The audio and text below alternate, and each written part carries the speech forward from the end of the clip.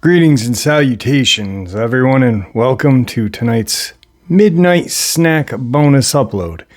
Before we jump into it, a couple links. As you know, I rely on Patreon, PayPal, and the merch to help the channel to continue to grow and go.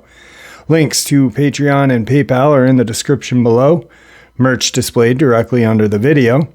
Also, Dogman Frightening Encounters, Volume 1 through 3, the audiobook versions. They were written and researched by Tom Lyons, narrated and produced by me, Jeff Nadolny. Those audiobooks are available on Audible, Amazon, and iTunes, the links to which are also in the description as well. And finally, last but definitely not least, if you'd really like to help support this channel to continue to grow and go, simply subscribe. It doesn't cost you a cent. Click that like button. It takes half a second. If you don't want to miss out on any of the informative and exciting uploads I put out daily, click the bell icon and please leave a comment. Why? Well, because all these things, they really do help this channel to continue to grow and go. And folks, they matter. Now, everyone, I have taken far too much of your time. Let's get into tonight's bonus, shall we? Tonight's first encounter. This experience comes from a friend of mine that I used to share an apartment with. My roommate, a guy we'll call Jim, spent his high school years in a little town in eastern Wyoming. I can't recall the name of the town, but it was the kind of place that most people had forgotten about since the trains had stopped coming through. It was a very weird little town, and most of the people living there seemed to be very paranoid. A lot of parents wouldn't let their children outside and play after dark, and all unfamiliar faces were regarded with suspicion. Since the town was miles away from the nearest McDonald's or movie theater or shopping mall, there was nothing for the young people to do except get drunk. That's what Jim and his friends were planning to do on the night this experience took place. A fellow classmate was having a kegger at his parents' house that night, which was 20 miles out of town on a dirt road somewhere. Jim had reservations about driving out there in the dark because that general area was known to be sort of creepy at night, but his friends really wanted to go, and he was the only one with a car. So after some coaxing, Jim and about 5 of his friends pile into his Buick and head out of town. About a half an hour later, they realize that they're lost. They can't find the road that they were supposed to turn on, and it's too dark to read any of the signs. They haven't seen a house or a car for a while, so they figure they must have taken the wrong turn somewhere, and decide to head back to the main road. After turning the car around and driving in the opposite direction for a few miles, Jim spots something in the middle of the road up ahead. His friend in the passenger seat notices it at the same time and says, "WTF is that, dude?" At first they can't tell what they're looking at, but as the car draws near to this big black shape in the middle of the road, it starts to look like a mass of fur. Jim thinks it must be an animal, but it looks big enough to do damage to his car, so he slows down and stops the car about 20 feet away from this thing. At this point, it's completely illuminated by his headlights, but neither he nor his passengers can figure out what kind of animal this may be. Since it hasn't moved, they assume it must be dead and start to argue over who will drag it to the side of the road. That's when the thing starts to move. They all fell silent as they watch it stir. Then suddenly it stands up. Jim would always preface the next part of the experience with, "I know this sounds crazy, but..." He says he can't really describe what he saw because he had never seen anything like it before. The closest he can come to is the thing, whatever it was 7 feet tall when it rose to its full height. The body was shaped like a human male, but it was covered with thick dark fur. The head, he said, and I watched the goosebumps break out on his arms as he said it, was not human. It looked almost like a jackal or a German shepherd with a long snout and pointed ears, and its eyes were glowing in the headlights, the way that a cat's eyes sometimes glow. It was staring right at them. Jim doesn't know how long he stared back at this thing before he noticed that it was clutching a dead rabbit in one of its enormous hands. He had barely had time to register this bit of information when the creature suddenly flung the dead rabbit away and took a step toward the teenagers in the car. Everyone screamed, and Jim slammed the car into reverse and did a U-ey and got out of there as quickly as possible. Needless to say, none of them made it to the party that night. And today's second encounter. I was hiking in the Olympic National Forest a few years back, myself and my 2 dogs. We were 4 days in, around 20 miles at least as the crow flies from even a known mountain road. I was camping at around 7,000 feet that night, or right where the tree line starts to thin out. So when we get to the campsite, it's a big open meadow on top of a secondary mountain. It's about an hour from sunset. My big dog usually runs around within the proximity of the camp as I put the tent up and make dinner. But I noticed this time was a little different. He kept staring up this steep tree-filled mountainside, tail straight up and barking. Not the bark when he sees marmots. Not the excited OUMFers are lucky because I'll rip you all apart if my master wasn't here. High-pitched barks, but unsure, concerned barks. Now, the day before, I had found a note left under a rock at the last landmark, saying that there was a problem bear in the area that was harassing a party of campers a few days ago. And I myself had seen big cat tracks the day before. So I was rightfully concerned that this may be more than just ground squirrels.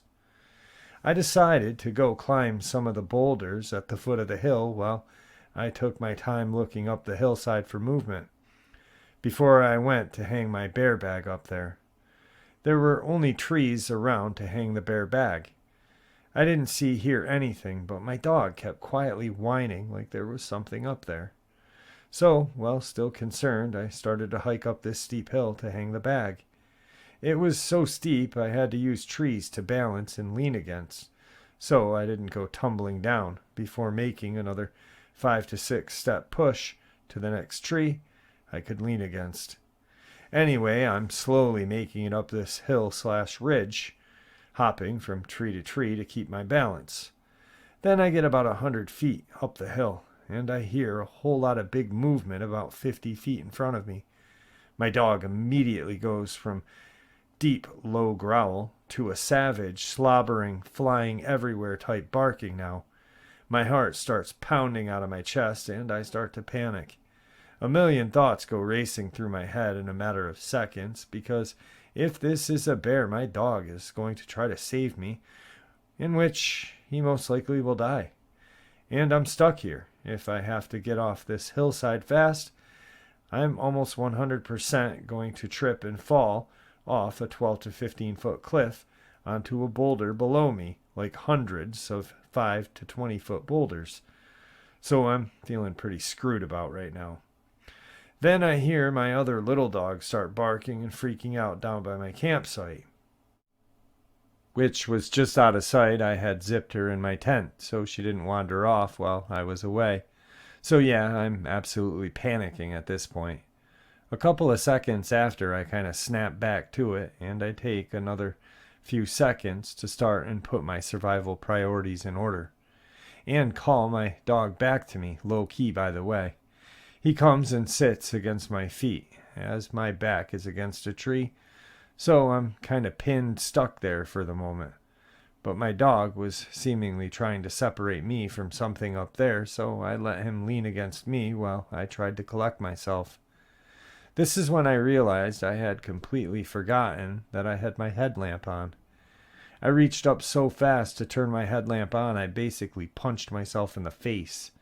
I'm having some serious adrenaline dumps going on right now, so much so that my knees are starting to shake. I get my lamp on and peer up the hillside. I figure I'll at least get a reflection of eyes off of whatever's up there. Peering, nothing, but I had just heard something. We both did. And whatever it was, it didn't get away or sound like it made it too far. I knew something was up there, so I'm kind of just steadfast at this point. I need to know what is up there because I have to sleep here tonight. And I'm out in the middle of nowhere alone. Better to face it than wait like a sitting duck all night, is my thought process.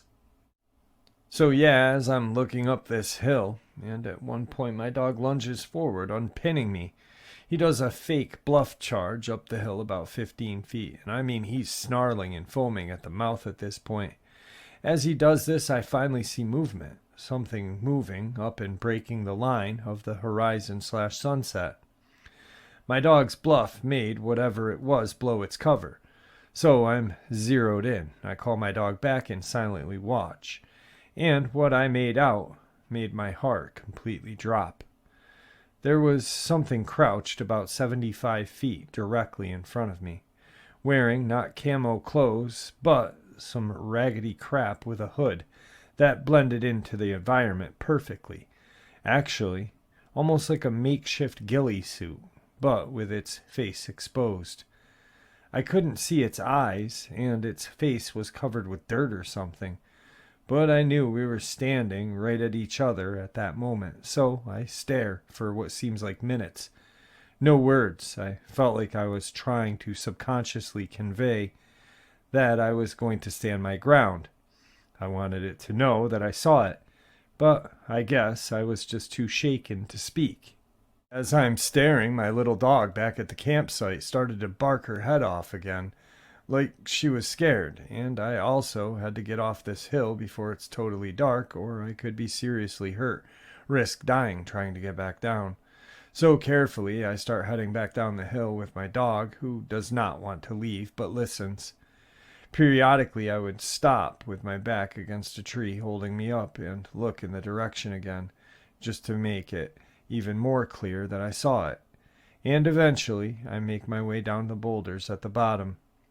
By the time I finally jumped down and hit the boulders, my little dog had stopped barking. I could only see the top of my tent from the bottom of the boulders. I thought she was barking just to bark. Dachshunds do that. Or just barking back at my dog. But when I got there, my little dog had somehow gotten out of the tent and was walking around the camp growling with her tail sticking straight up. Still trying to hold it together, I thought, okay, maybe she got her nose between the zippers and worked her way out. But I was positive that I had zipped it, so the zipper tap openings were at the very top of the tent door, out of reach. So in a mixture of being terrified and ticked off, and the feeling of needing to do something, I reached into my day bag and pulled out my .40. I fired a single shot into the air as the sun was setting, climbed into the tent without eating, and lay with my gun next to me until first light. As soon as the sun came up, I was packing up my crap and leaving, heading back down the mountain. It sucks. It was all downhill back, but I still couldn't cover the ground to get back to my car in one day. It was dark by the time I made it to the last camp, about 4 miles from my vehicle. But thankfully, there were other people there. We sat around the fire they made, and I felt pretty relieved and safe. They start to tell me that they are planning to head the way where I was the night before. So I tell them my experience. Needless to say, we're both walking back to our cars in the morning. Screw all that. The thing that still creeps me out to this day, though, is when I got home I started to research reviews on the same hike I was on. Other people had similar experiences like mine as well. Even a man found dead from a fall around the same boulder range 2 years ago. And a woman was found dead last year. Today's third experience. This happened about 6 years ago. I was dog sitting for a family friend of my then girlfriend's family for some extra money. I would go over to their house once in the morning and once in the evening to feed their dog and walk it around their backyard on a leash to do its business. It was a smaller dog, one of those that seems to be overcompensating for its size by trying to be big and bad and scary, barking at everything with no fear. I was doing this for a solid week. On the second to last night I was over there, I was walking the dog in the backyard as usual. It's fairly dark at this time, not pitch black, but dark enough that you couldn't comfortably walk around without a light. The moon was out, so that helped a bit, but I also had my phone's flashlight on. The backyard was not fenced, hence the leash, and it was probably a good 15 feet of flat ground before it came to thick, tall grass, weed-type foliage behind that was just woods. The dog always took a long time sniffing around every damn weed rock you have. Then it suddenly froze, as if too scared to move a muscle. At the same time, I hear this rustling, maybe 20 feet ahead of me and to my right. I shine my phone's flashlight over to that direction, but it was obviously not helpful. The rustling grew louder, but did not sound like it was getting any closer to me. Finally, I started seeing the tall grassy foliage start to move, and then I saw something emerge from it. It was the size similar to that of an adult black bear, but it was covered in skin that was a whitish color. It wasn't filled out or bulbous like a bear, but seemed rather lean instead. Imagine a large white gorilla, but with no hair, hunched down on its front arms and legs. I didn't make out any grunting or growling noises, and somehow it looked like it was moving in a slow motion. The dog, which would normally bark at anything, started to whimper. At this point, my eyes had started to adjust to the dim light, and I saw the thing turn its head toward me. I don't believe it had a face. I ran back to the house with the dog so fast I would have beaten Usain Bolt. The next day I went out with the actual flashlight, but nothing out of the ordinary happened. A little info on where it happened. This was in a residential area, just another neighborhood with woods in it. This was in Lawrenceville, Georgia, about fall season. I remember there were leaves everywhere, and it was sort of damp and chilly fall weather. So, anyways, I have not told a soul about this until now. I don't live there anymore, or else I'd probably go back and investigate. Today's third experience. To start this off, I live in Oregon, a stone's throw away from the Willamette River outside of Corvallis. This past summer, my family and I were constantly going out to the water to kayak and canoe. My brother and my dad decided to do an overnight 20-mile trip together in a canoe. First day goes great. They get their camping destination on the side of the river just outside of Albany. It was fairly a wooded area with a rocky beach. They set up camp and made a fire and decided to sleep in the canoe on land. It's important to point this out that my dad is an experienced outdoorsman. He's lived all over the world and has experienced tons of different animals in the wild. He has animal encounters with bear, cougar, kangaroos, etc., you name it. My brother and my dad woke up to some strange noises in the woods next to them. And when I say strange, it made my dad pack up camp in 5 minutes and push them back into the water in the dead of night. As they slowly floated away, they continued to hear it. He said it sounded like screaming, but he knew it was not a human sound. And it was none he had ever heard before. The whole time they were in the water that night, they heard it. Fast forward to a month. I go out to the Willamette to do a solo kayaking trip to an island that's really awesome to camp at. My BF was to meet me there the next morning, and my brother and his family would be there a day after. Now, I'm pretty safety oriented when it comes to camping by myself, especially at a place that's frequented by boaters. I always pack my firearm just in case. I'm a small female, so it just makes me feel safe anyway. The first night there alone, I was in my tent asleep, and was awoken up at 3 a.m. to the sound like something was throwing giant rocks into the river on the other side of the island. It was a very wooded island, and you could not see the other side from where I was located. I thought to myself, maybe it was just some other people on the island, and tried to go back to sleep. But then I heard it again, and this time it was all around me. It was like something was throwing giant rocks every minute from different places on the river. I'd never heard anything like this before. Then I heard what sounded like an aluminum boat scraping up against rocks on the other side of the small inlet in the river I was on. I quietly looked out my tent and saw nothing. The moon was almost full, so I could see pretty well. I thought maybe someone was night fishing, but there was nothing, and continued to hear loud dropping noises. The next day my BF arrives. I told him about the noises, and he didn't think much of it until that night. We had been sleeping, and again I was woken up at around 3 a.m. to the same noises, the rocks being dropped into the water all around the island, and then some sort of, I don't know how to explain the noise I heard. I've searched everywhere on YouTube looking up animal noises, and I've not found one that matches what I heard. It was almost a growl, but screaming. I've looked up every cougar noise I could find, and it wasn't that. I woke up my BF, and I was terrified. He also heard it as well and was scared. The noises were coming from the same bank. I heard the metal noise bump up against the beach. It was loud. And then it sounded like there were two of them fighting.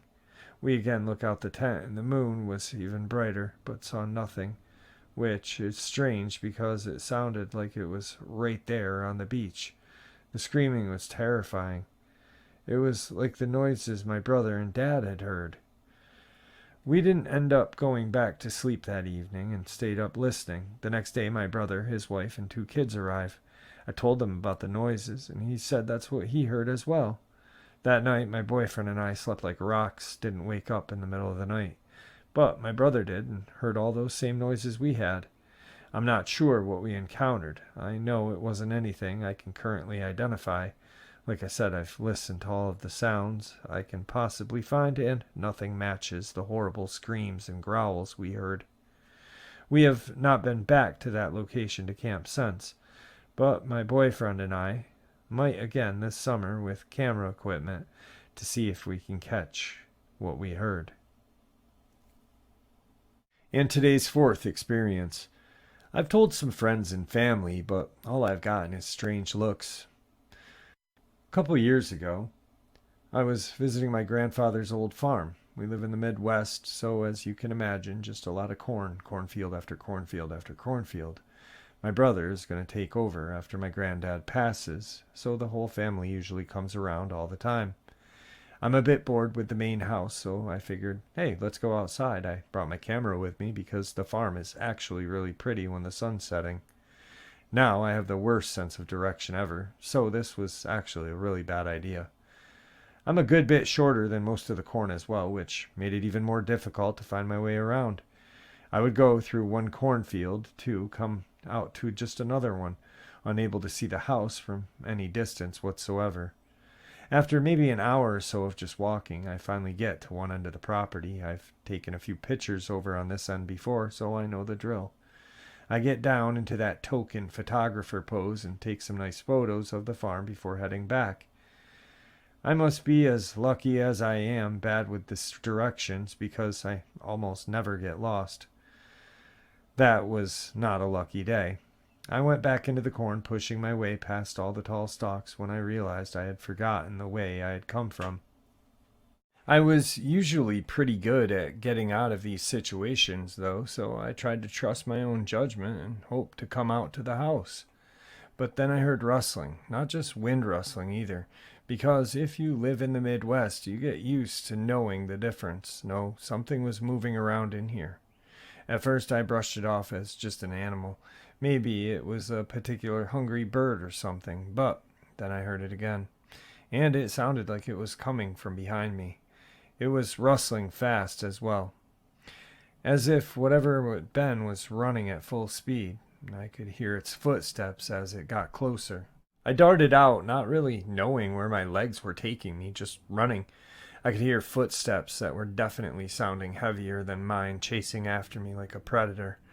Every once in a while I swore I heard a growl, something deep and raspy.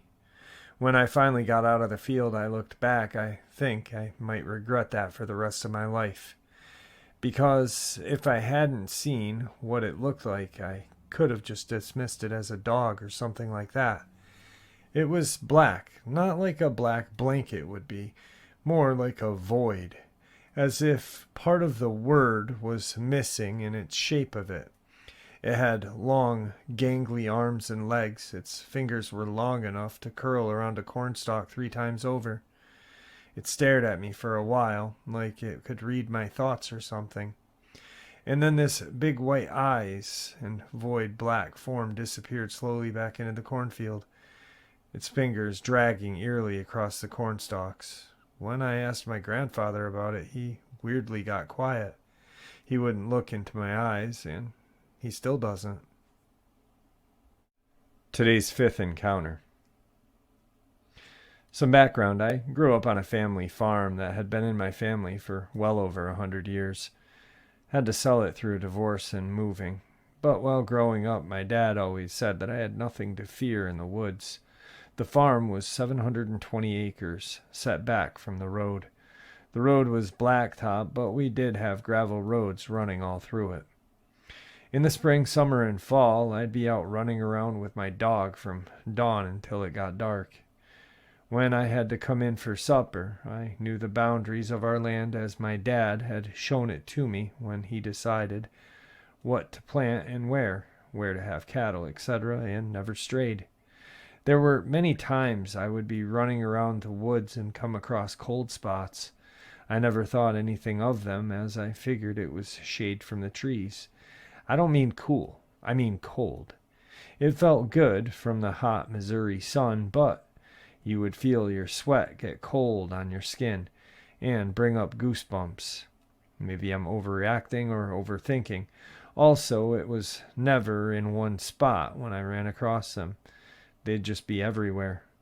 I'd run through it for a bit and then move on. I could come back to that spot and it was not cold. I just figured the sun had moved and warmed the spot up. Also, I remember when the woods would get silent again. I never registered anything to me, although I do recall those times where my dog would get close to me, almost nudging me in a certain way. I was young and dumb, and just went wherever. At night, I'd occasionally see a light or two down in the hollows, but I figured they were neighbors or hunters. I'd hear noises that I couldn't identify. You'd hear coyote, of course, but others were just screams. My dad would comment that they were typical local Missouri wildlife. Again, nothing ever registered that I should be concerned. That saying, that animal was more afraid of you than it, frequently came up. Living on the farm, we raised soybean, corn, wheat, tobacco, and cows. My mother grew a garden, and she had a slop bucket. That was our garbage disposal, which she would dump in her garden as fertilizer. We got our water from a spring before we got city water. Any injured animal would get nursed back to health. I remember finding a hawk that had a bruised wing somehow. I think it got in a fight. We nursed him back to health, and then we let him go. Until I was 14, I never worried about a thing on the farm, day or night. I don't know if I was oblivious, or there were just all rational explanations. But after reading numerous encounters and weird things going on, it got me thinking. The only weird thing that I would classify as weird was when I saw a large, dark shape once in the woods, like a shadow. I was out plinking with my dad's .22, and I saw this thing moving in the woods. It didn't scare me, so I started to shoot at it.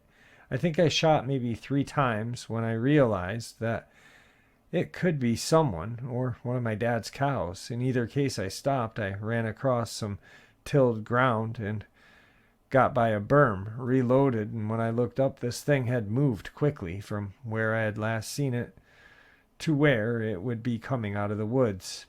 I beat feet back to the house and tried to tell my parents, but of course I was 12 and they thought I had an overactive imagination.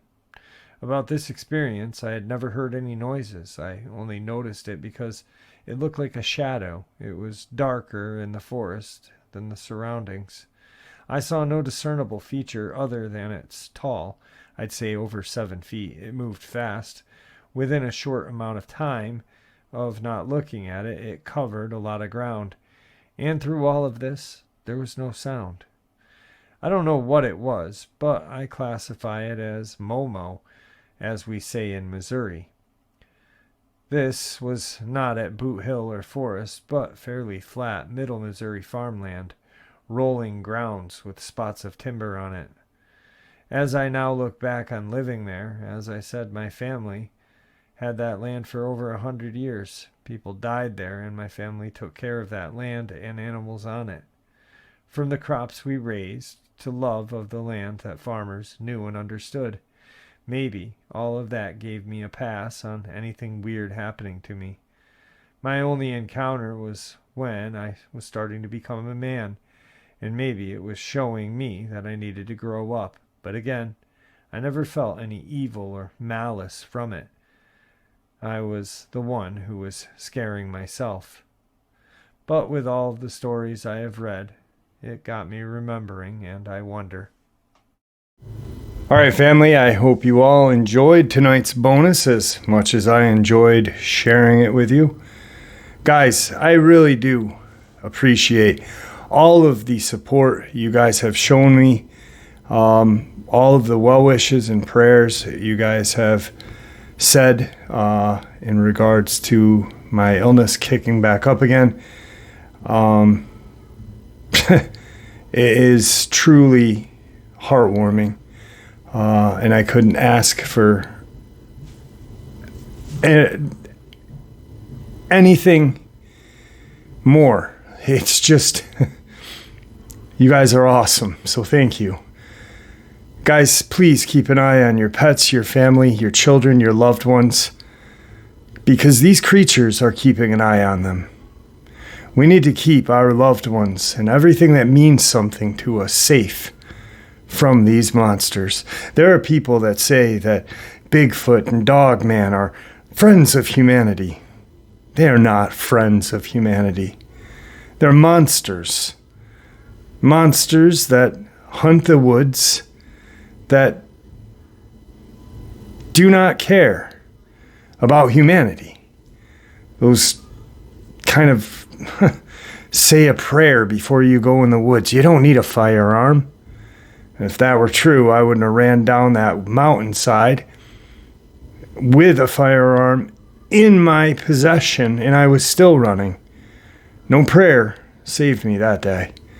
My speed, and thank God that that creature wanted to go somewhere else.